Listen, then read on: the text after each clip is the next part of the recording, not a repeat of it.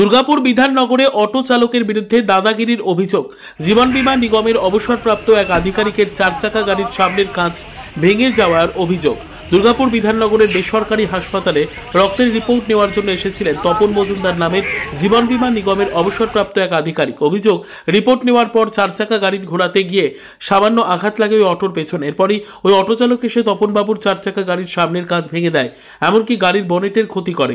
বিধাননগর ফাঁড়িতে লিখিত অভিযোগ দায়ের করেন অবসরপ্রাপ্ত ওই জীবন বীমা নিগমের অবসরপ্রাপ্ত ওই আধিকারিক। অভিযোগ পাওয়া মাত্রই পুলিশ পৌঁছয় ওই অটো স্ট্যান্ডে। পুলিশ অভিযুক্ত ওই অটো চালকের সন্ধান চালায়। কি হয়েছিল? ঘটনা হয়েছিল, আমি মিশন হসপিটালের ওখান থেকে রিপোর্ট নিয়ে বেরিয়ে আসছি। ওই সাইডে আমার গাড়িটা ছিল, ঠিক আছে।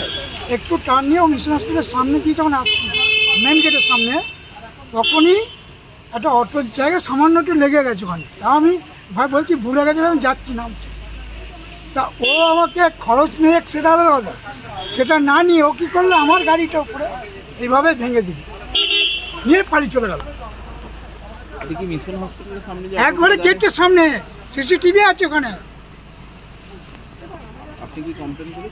আমি যাচ্ছি তো থানায় কমপ্লেন করতে।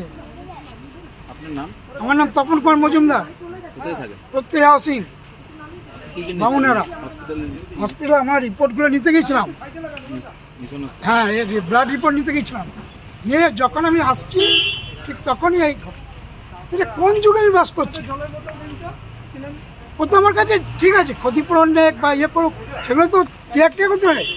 আমার কি ভেঙে দিল একবার। না চিনতে ঠিক মানে কি, আমি একটা ছবি, ব্যাপারটা হচ্ছে অত আমি খেয়াল করি যে ওরকম ভাবে অ্যাটাক করবে আমাকে। হ্যাঁ স্ট্যান্ডে ছিল কিনা জানি না, তো ব্যাপারটা হচ্ছে মিশন হসপিটাল একবারে মেন গেটের সামনে, বাইরে রাস্তার উপরেই দাঁড়িয়ে ছিল। না করিনি, করবো তো।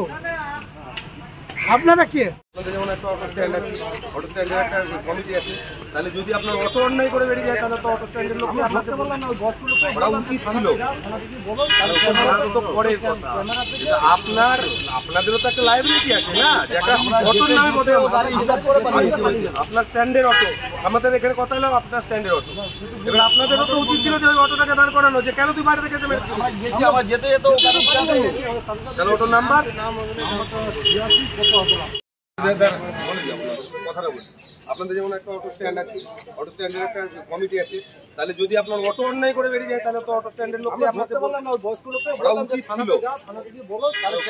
তো পরের কথা, কিন্তু আপনাদেরও তো একটা লাইবিলিটি আছে না, যে একটা অটোর নামে আপনার স্ট্যান্ডের অটো, আমাদের এখানে কথা হলো আপনার স্ট্যান্ডের অটো। এবার আপনাদেরও তো উচিত ছিল যে ওই অটোটাকে দাঁড় করানো, যে কেন তুই বাইরে থেকে যেতে। আমার যেতে যেত তাহলে অটোর নাম্বার